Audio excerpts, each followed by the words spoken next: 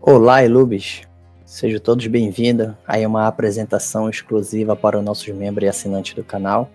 Desde já quero agradecer a você que contribui aí de alguma forma para a gente estar levando aí vários assuntos relacionados ao livro de Urântia, tá levando a quinta revelação para todos. E todos que são membros aí do nosso canal recebem alguns conteúdos exclusivos, e esse é um deles.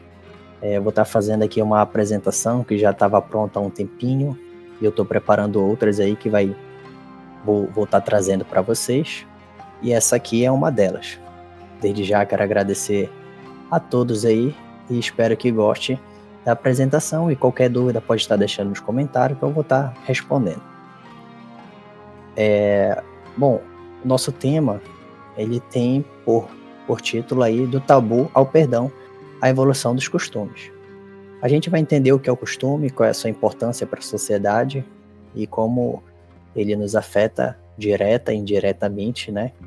E sobre a questão do tabu e sobre a questão do perdão, pois o livro de Urântia ele vem reformular essa ideia de perdão.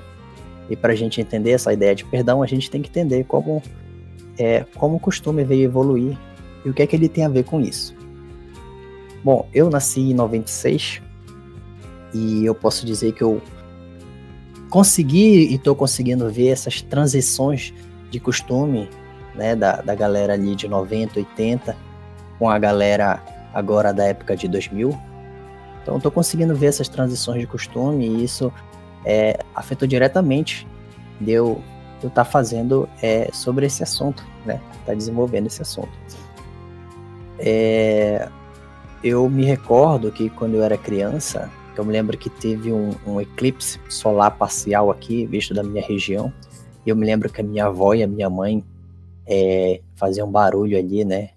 Eu tenho bem essa lembrança assim, e parece que se tinha o costume lá de tinha que fazer esse barulho, que era pro sol não adormecer. Eu não sei se ainda fazem esse tipo de prática, né? Mas eu me recordo quando eu era criança, se fazia isso.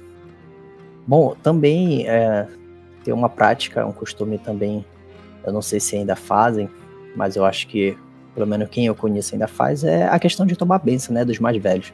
A benção mãe, a benção avó, sempre quando sai ou quando entra, a gente toma a benção, né? Esse é um costume muito, muito antigo também. Bom, o que acontece? Para a gente entender aqui do que eu vou falar, a gente deve entender primeiro o que é o costume. Eu vou trazer aqui três textos principais aí do livro de Urântia, que está lá no documento 68. Ele diz o seguinte: o que é hábito para o indivíduo, o costume é para o grupo. E nesse mesmo documento ele continua dizendo: os costumes originaram-se de um esforço para ajustar a vida grupal e as condições da coexistência de massa. Então, para a gente entender como somos indivíduos com personalidade diferente, identidade diferente, jeito de lidar com as coisas diferente, então a única forma da gente existir é coexistir em sociedade, para que não haja esse conflito de personalidade.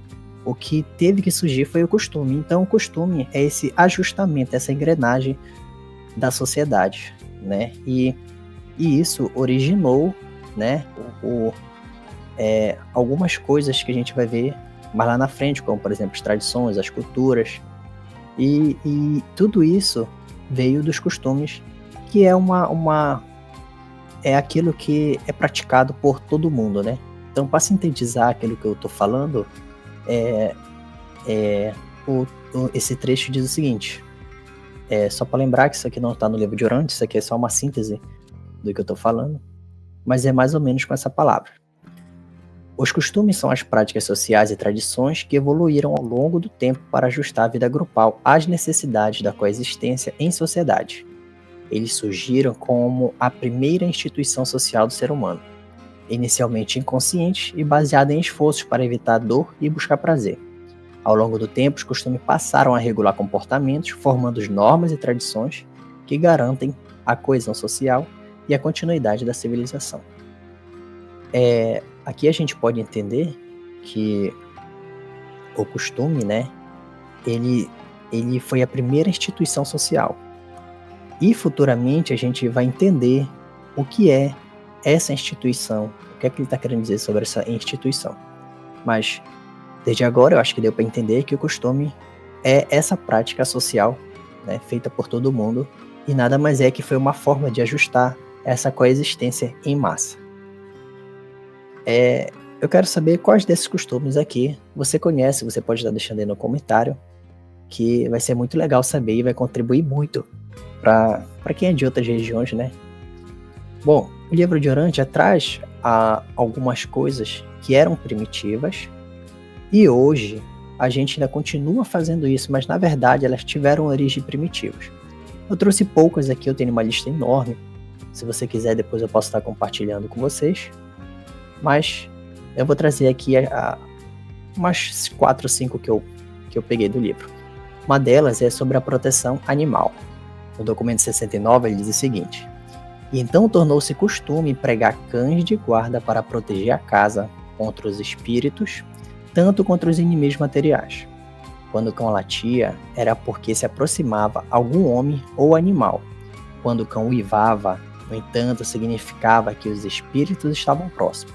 E hoje muitos ainda acreditam que o uivo de cão à noite indica alguma morte. Realmente hoje a galera ainda acredita aí que o cão e o gato pode estar vendo espírito, né? E tem culturas passadas que acreditavam muito no poder do gato. Por exemplo, o Egito, você tem muitas estruturas assim sobre gatos. Eu me recordo que quando eu estudava esoterismo, antes de conhecer o livro de Urântia, claro, se tinha a ideia de que quando você estava com o gato no colo, ele começava a grunhir assim, se dizia que ele estava drenando as energias ruins. Era a minha crença uma época atrás, antes de conhecer esse maravilhoso livro aí que eu sou apaixonado.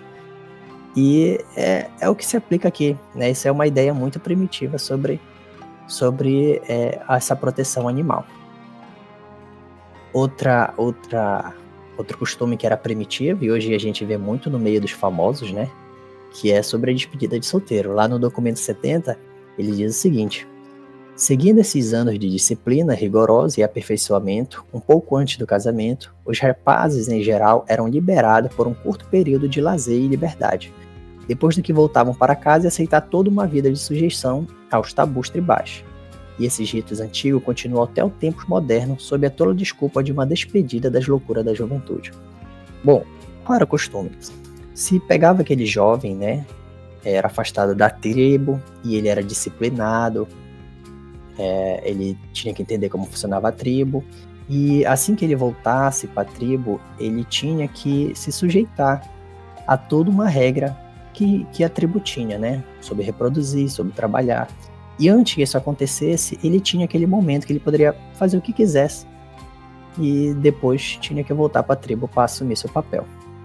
E esse costume primitivo, veio dar a origem na despedida de solteiro, que é o que se vê muito hoje no meio dos famosos. Outro costume também, que é bem legal, né? Eu vim ficar impressionado como o livro traz essas revelações, e eu não sabia disso. Ele fala sobre o rapto das esposas. Lá no documento 83 ele diz o seguinte: o matrimônio primitivo foi baseado na correção e não na atração, com o rapto de mulheres sendo uma prática comum antes do casamento por contrato. Muitas mulheres, para evitar a dominação de homens mais velhos da própria tribo, consentiam com o rapto dos homens de outras tribos mais próximas à idade. Isso representava uma transição entre o rapto forçado e a corte por sedução. E no mesmo documento 83, ele continua falando o seguinte: as cerimônias de casamentos primitivas eram, em parte, encenações de rapto, e o rapto simulado acabou se tornando uma tradição nas cerimônias. Algumas práticas modernas, como a mulher resistir ao casamento ou ser carregada através do limiar da porta, são reminiscências desses antigos costumes de rapto das esposas. Então, aquele costume, né, de carregar a esposa entre a porta, ou então quando tem aquele bonequinho no bolo da mulher resistindo ao casamento, ou o homem resistindo ao casamento, isso nada mais é do que como o livro diz, uma reminiscências desse costume primitivo, que era o rapto. Bom, isso é um outro costume, né, que ainda perdura pela nossa sociedade moderna, E outro costume que é bem legal, acho que aí recentemente a gente fez isso, todo mundo fez isso, que foi montar sua árvore de Natal.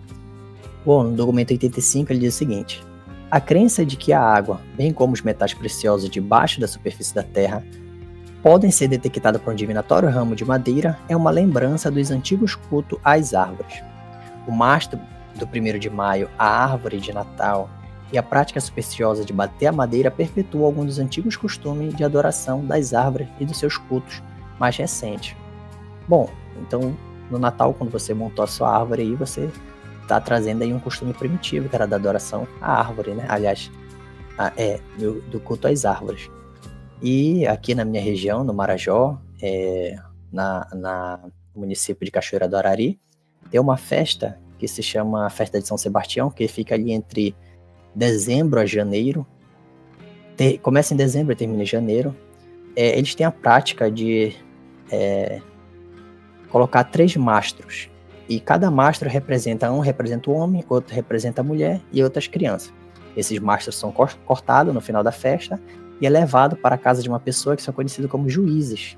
E esses juízes guardam esse mastro para a próxima festa que vem para o próximo ano. Então, se você pesquisar aí a festa de São Sebastião, aí pelo Facebook, YouTube, você vai ver do que eu estou falando. Então, veja que é uma festa que traz esse costume antigo sobre a árvore de Natal.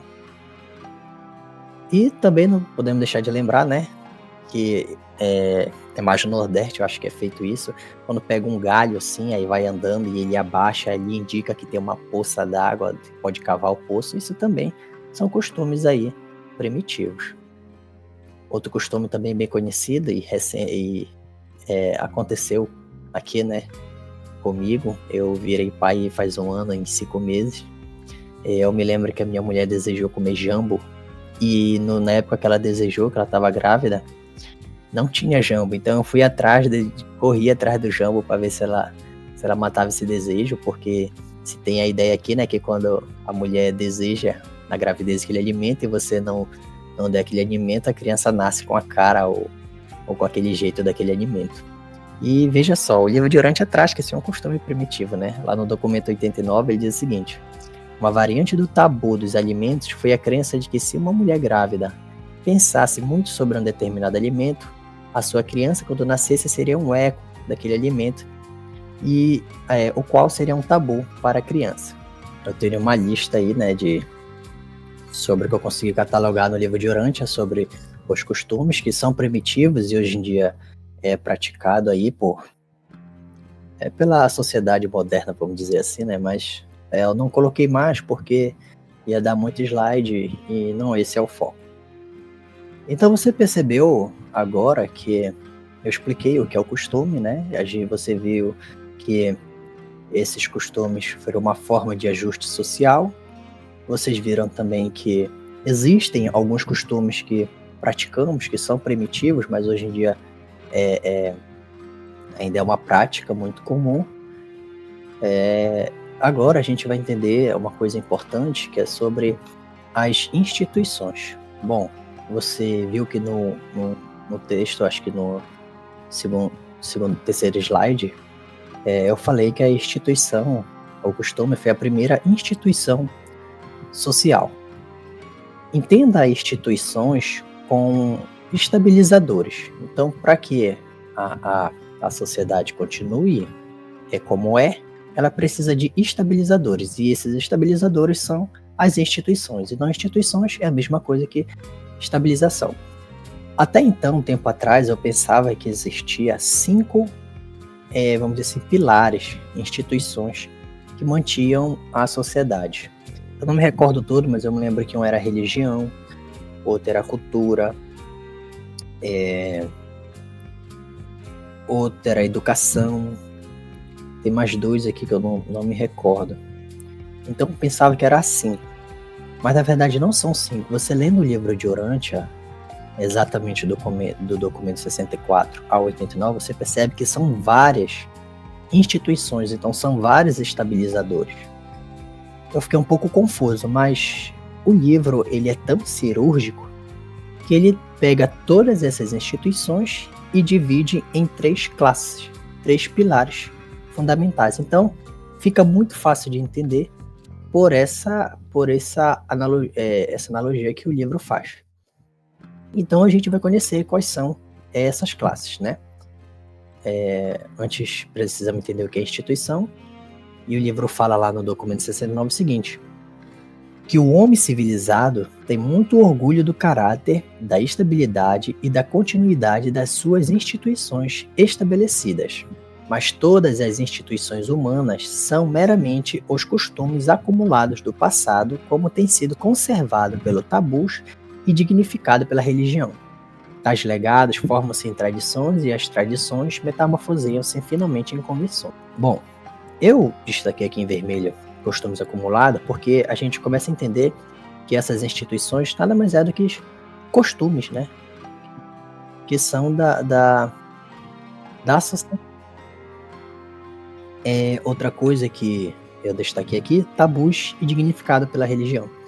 Eu vou explicar mais lá na frente o que é o costume e o que é o tabu, mas entenda que a tradição, a cultura, como a gente está vendo agora, as instituições, os tabus, eles têm origem nos costumes.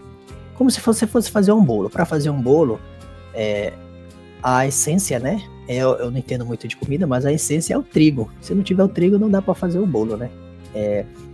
Então, para fazer um bolo, a gente precisa da forma, precisa lá da mistura, do forno, né? Manteiga. Mas se não tiver o trigo, não dá para fazer o bolo. E é a mesma coisa. Para que o que eu estou falando aqui, tudo que foi criado, tudo que eu for falar, ele teve origem nos costumes. Então, o tabu, ele tem um peso maior, a gente vai entender por quê. Mas ele tem a origem ainda nos costumes. E sobre a dignificada pela religião, porque o tabu, ele é, vamos dizer assim, uma coisa separada da religião. Quando a religião se tornou uma instituição, ele, vamos dizer assim, chancelou os tabus. Então, o tabu teve um peso maior porque já a religião veio chancelar isso. A gente vai entender mais lá na frente, né? Acho que deu para ficar claro o que são as instituições, né? São nada mais do que costumes acumulados e, como eu expliquei anteriormente, as instituições são estabilizadores da sociedade. Bom, o livro de Urante, ele pega todas essas instituições que eu falei e separa em 3 classes. Uma classe é a instituição de automanutenção, eu vou dar um exemplo sobre isso. As instituições de autoperpetuação, eu vou dar também outro exemplo, e é um exemplo bem clássico aí que todo mundo conhece. Inclusive, ele faz uma observação sobre essa instituição e, ao mesmo tempo, ele dá a solução sobre esse problema. A gente vai ver. E a instituição de gratificação. As instituições de autogratificação, ela tem meio que um alerta aí. E o livro traz esse alerta e, ao mesmo tempo, também traz a solução, e a gente vai estar vendo aqui. Enquanto isso, vamos entender aí sobre a instituição de automanutenção, que é um pilar importante da sociedade. No documento 69, que acho que tem por título As Instituições Primitivas, ele traz sobre essa classe, ele diz o seguinte: estas instituições abrangem aquelas práticas que advêm da fome de alimento, dos instintos ligados à autopreservação. Inclui a indústria, a propriedade, a guerra pelo ganho e todos os dispositivos reguladores da sociedade. Veja bem, dispositivos reguladores da sociedade, porque a gente vai entender isso um pouco mais à frente. Mais cedo ou mais tarde, o instinto do medo leva ao estabelecimento dessas instituições de sobrevivência por meio de tabus, convenções e sanções religiosas. No entanto, o medo, a ignorância e a superstição têm exercido um papel proeminente na origem primitiva e no desenvolvimento subsequente de todas as instituições humanas. Então veja que o medo, ele é o gás, né, para que essas instituições sejam estabelecidas. Agora eu vou dar um exemplo sobre essa instituição, né, como eu disse ali, para você entender dispositivos reguladores da sociedade. Um exemplo que essa instituição tem é o Estado. No documento 70, ele diz o seguinte: todas as instituições humanas tiveram um começo, e o governo civil é um produto da evolução progressiva, exatamente como o matrimônio é. tanto quanto a indústria e a religião. Veja aqui que ele dá outros exemplos de instituições, né, da sociedade aqui. Continuando, dos primeiros clãs e tribos primitivas, desenvolveram-se gradualmente as ordens sucessivas de governo humanos que surgiram e desapareceram até chegasse aquelas formas de regulamentação e de ordem civil e social que caracterizaram a segunda terça parte do século XX. O livro de Urântia, ele fala sobre a segunda terça parte do século XX, porque anteriormente outros modelos de governança, como monarquia, né, parlamentarismo, existiram, né, e hoje a gente vive, pelo menos em alguns países, sobre a democracia. Mas aqui o livro ele não foca no modelo de governo, e sim sobre a formação do Estado, né? Eu botei ali em destaque forma de regulamentação e ordem civil, porque o Estado, ele é como alguns sociólogos dizem, John Locke e Rousseau, eles falam que é um contrato social, né? É um contrato social, né? A ideia de Rousseau e John Locke é um contrato social, e a forma que o Estado tem para fazer esse controle, essa regulamentação, nada mais é do que as leis. Então, a gente deve entender como surgiu as leis e o que é a lei, para a gente entender essa formação do Estado, né? O livro de Urântia também traz isso. Por exemplo, no documento 70 ele fala o seguinte: é tão difícil fazer distinções nítidas entre costumes e leis, quanto precisar exatamente o momento ao amanhecer em que a noite é sucedida pelo dia. Os costumes são leis e regras policiais em gestação. Quando estabelecidos há muito tempo, os costumes indefinidos tendem a cristalizar-se em leis precisas, em regulamentações concretas e convenções sociais bem definidas. Então, o surgimento do Estado, né, como sociedade, para a sociedade, ela tem essa regulamentação através das leis. E as leis nada mais é do que esses costumes acumulados. Então, quando como a gente vai ver um pouco mais à frente, quando se quebrava aquele costume, era a mesma coisa que infringir uma regra, né? Então a gente entende por aí o que são as leis. As leis nada mais é do que os costumes. Muitas vezes eram apenas leis criadas pelos homens, e muitas vezes eram base para a criação, que são os costumes. Bom, vamos entender no próximo slide a continuação sobre a lei. A lei é um registro codificado de uma longa experiência humana. A opinião pública solidificou-a, legalizando-a. Os costumes foram a matéria-prima da experiência acumulada, a partir da qual as mentes governantes posteriores formularam as leis escritas. O juiz antigo não tinha leis. Quando tomava uma decisão, ele simplesmente dizia: é o costume. Então entenda que antes de surgir a lei escrita, né, quando o critério que o juiz tinha nada mais é do que o costume, antes de ser escrito. Então, se você quebrava aquele costume, você estava automaticamente quebrando a lei.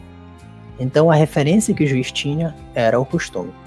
E agora a gente entende que o Estado ele é formado por leis, essa regulamentação social, e essas leis nada mais é do que tem como matéria-prima, que o livro de Urântia diz, os costumes. Então, você começa a entender a importância que o costume tem na sociedade. Continuando, a gente vai agora para a segunda classe que o livro traz, que é as instituições de autoperpetuação, e no documento 69 ele diz o seguinte: estes são o estabelecimento da sociedade que resultaram no anseio sexual, do instinto maternal e das emoções ternas mais elevadas das raças. Elas abrangem a salvaguarda social do lar e da escola e da vida familiar, da educação, da ética e da religião. Inclui o costume do matrimônio, a guerra pela defesa e a construção dos lares. Então a gente vê o que é essa classe de autoperpetuação, né? Como o livro vai dizer, a questão do lar, do matrimônio, ele é bem importante, principalmente para a sociedade, porque a família, o lar, ele é a célula base da sociedade, né? É onde se prepara o indivíduo para viver em sociedade. Talvez, pode-se dizer que a convivência familiar é o primeiro contato social. Na verdade, é o primeiro contato social da criança, né? Vamos entender um pouco mais lá na frente como eu trago aqui para vocês como exemplo dessa instituição de autoperpetuação o matrimônio, né? O livro, no documento 82, ele diz o seguinte, que o matrimônio, o acasalamento, advém da bissexualidade. O casamento é a reação de ajustamento do homem a essa bissexualidade, enquanto a vida familiar é a soma total resultante de todos os ajustes e adequações evolucionárias. O matrimônio é duradouro, não inerente à evolução biológica. Todavia, ele é a base de toda evolução social e tem, consequentemente, assegurado a continuação da sua existência de alguma forma. O casamento deu lar à humanidade e o lar é a glória que coroa toda a longa e renhida luta evolucionária. Então você veja que o matrimônio ele é muito importante para a sociedade. E o livro vem dizer, o que a gente vai entender um pouco mais na frente, que esse pilar importante, esse estabilizador importante vem sendo atacado. E a gente vai entender por que isso, mas por enquanto vamos nos concentrar aqui. E a gente entende que o matrimônio, ele tem essa importância porque ele é um ajuste, né, dessa bissexualidade, né? São duas personalidades ali diferentes e esse ajuste é o matrimônio. Continuando também, o livro diz o seguinte, lá no documento 82, ele diz que o acasalamento é universalmente natural e, havendo a sociedade evoluído do simples para o complexo, houve uma evolução correspondente nos costumes do acasalamento, que é a gênese da instituição matrimonial. No documento 82 também diz o seguinte, que os padrões do matrimônio têm sido sempre um indicador verdadeiro do poder corrente dos costumes e da integridade funcional do governo civil. Então veja que tem uma relação bem direta entre costume, matrimônio e governo civil. E lá no documento 83, ele ainda diz o seguinte, a presença de um grande número de pessoas não casadas em qualquer sociedade indica uma ruptura temporária dos costumes ou uma transição deles. No mandato de publicação, tem uma parte ali do trecho, ele diz que a gente vai passar por uma era assim, assustadora e ao mesmo tempo bela da humanidade. O livro de Urantia, ele traz, vamos dizer assim, essa colher de chá. E ele mostra que na sociedade, quando há a presença de pessoas não casadas, que é o que a gente vê muito, principalmente na nossa sociedade, então isso mostra uma eminência eminência ali de transição ou ruptura de costume, que essas pessoas não casadas são um indicativo disso. E o livro de Urantia dá essa colher de chá. E no documento 82 e 83 ele vem falar disso. E essa ruptura desse casamento, o livro de Urantia vem mostrar que a religião tem um papel fundamental e que está escrito lá no documento 84.7, tá? Seção 7, que fala qual é a importância que a religião tem para, vamos dizer assim, evitar essa ruptura de matrimônios. Continuando, eu dei um exemplo ali do Estado, né, na instituição de automanutenção. Eu dei um exemplo agora do matrimônio, no pilar de perpetuação. E agora eu vou trazer aqui um exemplo de autogratificação. Na verdade, não é um exemplo, porque o livro vem falar algo que eu vou dizer aqui, que está lá no documento 69. Ele diz o seguinte, que são as práticas que nascem das propensões para a vaidade, das emoções do orgulho, e abrange os costumes dos vestuários, dos adornos pessoais, os usos sociais, a guerra pela glória, as danças, os divertimentos, os jogos e outras formas de gratificação sensual. A civilização, porém, nunca gerou instituições específicas de autogratificação. O que é que o livro quis dizer com isso? Que, assim como eu trouxe um exemplo, né, de cada um, não tem como trazer um exemplo dessa instituição, porque ela nunca gerou uma instituição específica. Ela é importante para a sociedade, mas em excesso ela é autodestrutiva, e a gente vai entender um pouco mais lá na frente. Essa instituição de autogratificação, ela está, vamos dizer assim, embutida, como ele traz aqui, em guerras, em dança, em jogos, em campeonatos, né? Quando a pessoa que ela ganha ali aquele campeonato, ela sente aquela autogratificação de ter vencido. Também pode ocorrer essa autogratificação em forma de sociedade, e é aí que mora o perigo, e o livro vem trazer isso. Ele diz o seguinte, A vaidade contribuiu poderosamente para o surgimento da sociedade. Mas à época destas revelações,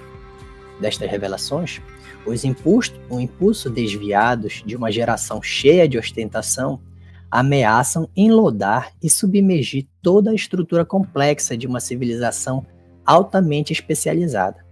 O desejo do prazer tem desde muito tempo suplantado o desejo dos alimentos. As metas sociais legítimas de automanutenção estão transladando-se rapidamente para as formas ordinárias e ameaçadoras de autogratificação. A automanutenção edifica a sociedade. A autogratificação desenfreada infalivelmente destrói a civilização. Então é aquilo que eu falei. A sociedade, hoje em dia, ela está passando por esse excesso de autogratificação. E isso é uma revelação de 1934. Imagine hoje no século XXI, 2025. Como não deve estar. Eu indico um livro muito bom para entender o que eu estou falando. Esse é um livro externo, né? Isso é um estudo que foi feito, né, por uma doutora e vai aparecer na tela aí para você. Bom, eu indico para você esse livro aqui, se chama Nação Dopamina. É um livro muito bom e ele vem falar exatamente do que estamos falando. Isso é uma contribuição externa para o livro de Urantia, né, que fala sobre esse excesso de autogratificação e qual o perigo que ele tem para a sociedade. Então eu indico muito a leitura desse livro para você estar contribuindo aí para o seu conhecimento, que se chama Nação Dopamina. E vamos voltar lá para o nosso slide. Agora entendendo que é um perigo esse pilar para a sociedade, ele não deve sumir da sociedade, porque ele é importante para a geração, mas em excesso ele acaba destruindo a sociedade, principalmente os dois pilares que são importantes, que é de automanutenção e autoperpetuação. O livro fala qual é essa ameaça também que essa instituição vem trazer. Ele diz o seguinte: a acumulação de propriedades está se tornando um instrumento para aumentar todas as formas de autogratificação e, ao mesmo tempo, o matrimônio muitas vezes é visto como apenas o meio para o prazer. Então veja que aqui só nesse começo ele mostra o ataque dessa instituição a dois grandes pilares que são, como eu falei anteriormente, da automanutenção e da autoperpetuação, né? A propriedade, o acúmulo de propriedade está sendo uma forma de ataque e o matrimônio apenas para a busca do prazer é uma outra forma de ataque, né?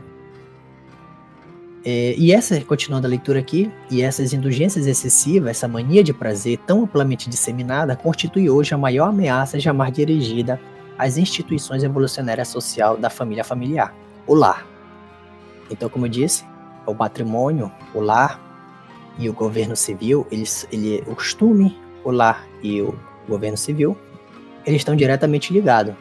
E essa instituição de autogratificação em excesso faz esse ataque, e é o que a gente vê hoje na sociedade. Como quando você começar a ler esse livro que eu indiquei, você vai entender do que eu estou falando. Fica a recomendação. Bom, perfeitamente, agora vamos entender o que o livro fala de como a gente lidar com essa instituição. Ele diz o seguinte: que o homem goze a vida, que a raça humana encontre o prazer de 1001 maneiras, que a humanidade evolucionária explore todas as formas de legítima autogratificação, fruto da longa luta biológica de elevação.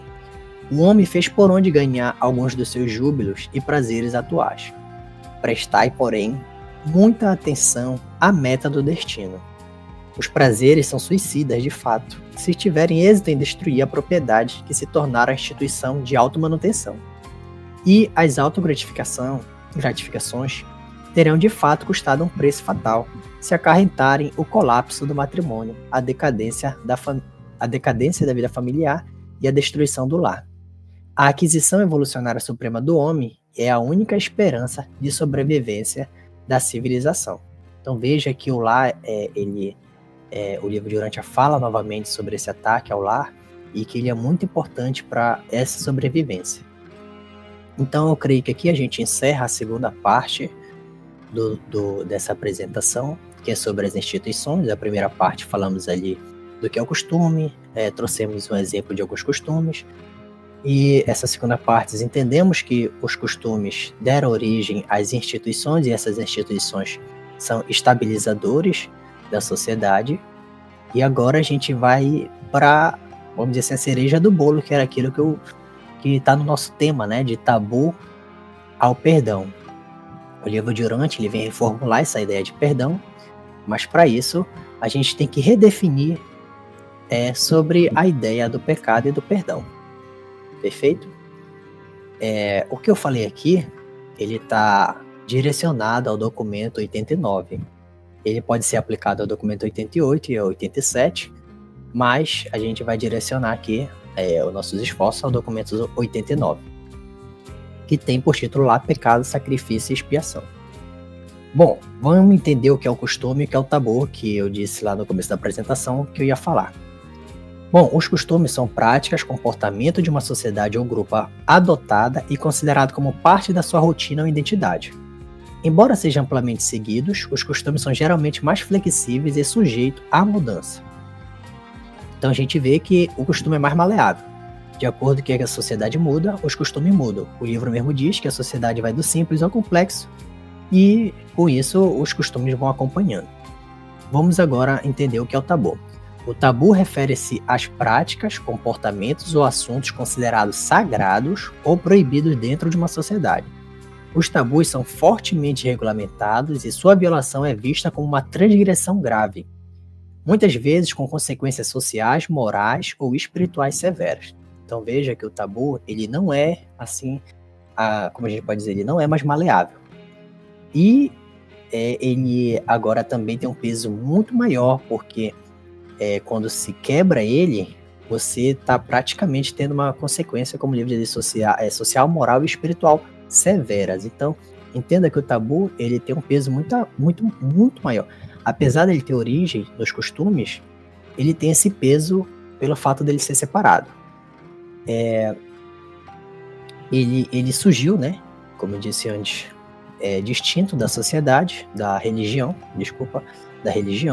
mas a religião veio chancelar ele. E é isso que dá origem ao pecado. Porque o documento 89, no livro de Urante, ele diz o seguinte: à medida que a mente selvagem evoluiu até o ponto em que podia idealizar os bons e os maus espíritos, e quando o tabu recebeu a sanção solene da religião que evoluía, veja bem, destaque em vermelho, o cenário preparou-se para o aparecimento da nova concepção de pecado. A ideia do pecado foi universalmente estabelecida no mundo antes que a religião revelada tivesse feito a sua entrada. Apenas por meio do conceito do pecado é que a morte natural tornou-se lógica para a mente primitiva. O pecado era a transgressão do tabu, e a morte é a penalidade para o pecado. E a morte a penalidade para o pecado. Então você entende aqui que a origem, por exemplo, do pecado original, né? Da ideia do pecado original, lembrando que o livro de Urântia, ele não apoia essa ideia, mas como é uma ideia evolucionária, ela tem origem nessa quebra de tabu, né? E muitas outras ideias. Então agora a gente entende que o pecado, ele nada mais é do que uma transgressão do tabu. E o tabu nada mais é do que um acúmulo dos costumes. Você quebra um tabu, você você está cometendo pecado. Essa é a ideia da sociedade. Continuando, a gente vai redefinir agora o que é o pecado. No documento 89 ele diz o seguinte: o pecado deve ser redefinido como uma deslealdade deliberada para com a deidade. E há graus de deslealdade: a lealdade parcial da indecisão, a lealdade dividida do conflito, a lealdade moribunda da indiferença e a morte da lealdade demonstrada pela devoção aos ideais sem Deus. Então veja que a partir de agora, o pecado, a ideia do pecado, não é mais uma transgressão do tabu, porque o tabu, ele é algo evolucionário e é dos costumes que foi esse ajustamento da sociedade. A partir de agora, o pecado, ele é uma deslealdade à deidade. Então, quando se tem essa deslealdade com a deidade, isso sim é o pecado. E é essa, a partir de agora, a definição de pecado para nós conhecedores aí do livro de Urântia. E aquele sentimento de culpa, quando a gente faz alguma coisa assim, nada mais é, como o documento 89 diz o seguinte: o sentido ou sentimento de culpa vem da consciência de haver violado os costumes, o que não é necessariamente um pecado. Não há pecado verdadeiro quando há ausência de deslealdade consciente à deidade. Então, quando você transgride um tabu, você sente, eu pequei, né? Por exemplo, eu vou dar um exemplo aqui, por exemplo, suicídio. Na Igreja Católica, o suicídio é um pecado, acho que mortal, se eu não me engano, não tem volta, vamos dizer assim. Mas tem vídeos aí, né, que foi feito aí no nosso canal, que fala que a vida não se resume apenas no último instante, e também que essa morte, vamos dizer assim, esse suicídio, ele deve ser levado em um contexto, né? O Neemias traz sempre um exemplo aí de por exemplo, de um filme na qual o pai de dois jovens corta a corda, né? Eles estavam escalando, ele corta a corda, porque ele sabia que o peso dos 3 ali poderia romper a corda e os 3 morressem. Então, para que isso não acontecesse, ele se suicida para salvar os 2 filhos. Então, veja que o peso desse suicídio é diferente, por exemplo, do peso que Judas, né, traiu Jesus. Bom, então a gente entende agora que a redefinição de pecado é uma deslealdade da sociedade e que aquele sentimento de culpa que a gente sente nada mais é do que uma transgressão de um tabu, que não é necessariamente um rompimento com a deidade, né, mas sim um rompimento de algum costume, de algum tabu. E a partir de agora a gente vai entender que a sociedade antiga, né, aliás a primitiva, ela tinha também alguns costumes de sacrifício. Por exemplo, para a gente buscar o perdão, era necessário sacrifício, né? Era necessário fazer alguma coisa para barganhar com essa deidade. Lá no documento 89, o livro de Urântia diz o seguinte: o sacrifício humano, ao longo do curso da evolução dos rituais urantianos, tem avançado das manifestações sangrentas do canibalismo até os níveis mais elevados e simbólicos. Essas ideias primitivas sobre o resgate, redenção e aliança têm evoluído, chegando ao serviço dos sacramentos recentes. E toda essa evolução do cerimonial tem exercido uma influência poderosa e socializadora. Então veja que quando se cometia um pecado, né, eu cometi um pecado, ou seja, eu fiz uma transgressão daquele tabu, a única forma de eu ter as pazes com Deus era através de um sacrifício, de uma aliança, de uma redenção, algo do tipo assim. Por exemplo, hoje nas igrejas se faz jejum, se faz campanhas daquilo outro, para ter esse perdão. Então, o livro de Urântia também vem reformular essa forma de perdão. Não se é mais necessário fazer sacrifício, se bem que na verdade nunca foi. O livro de Urântia, ele vem redefinir a ideia de perdão pela seguinte coisa. No documento 89 ele diz o seguinte: o perdão do pecado da parte da deidade é a renovação das relações de lealdade, a qual vem em seguida daquele período em que a consciência humana teve um lapso nas suas relações de fidelidade por consequência da rebelião consciente. O perdão não tem que ser buscado, apenas recebido como a consciência do restabelecimento das relações de lealdade entre a criatura e o Criador, e todos os filhos leais de Deus são felizes, amantes do serviço e sempre progridem na ascensão do paraíso. Então, agora, fazendo uma recapitulação, entendemos que o pecado agora não é mais uma transgressão do tabu, mas sim uma deslealdade à deidade. Entendemos que o sacrifício não é mais necessário para buscar o perdão. E agora estamos entendendo que o perdão nada mais é do que um restabelecimento com a deidade. Ele não deve ser buscado mais. Ele deve ser recebido internamente, como o livro de Urântia diz, que foi aquele lapso nas relações que teve de rebelião, né? Então, esse agora é o verdadeiro perdão. Se recebe, né? Se estabelece essa relação com a deidade. Desde já eu quero agradecer a todos os inscritos aí no canal, e essa é uma das apresentações. Eu estou preparando outra aí, pois eu tenho que acabar de ler alguns livros para que eu traga essa apresentação para vocês, e é isso aí. Muito obrigado aí por ter acompanhado até o final. Se você gostou, deixa o like aí. E até a próxima.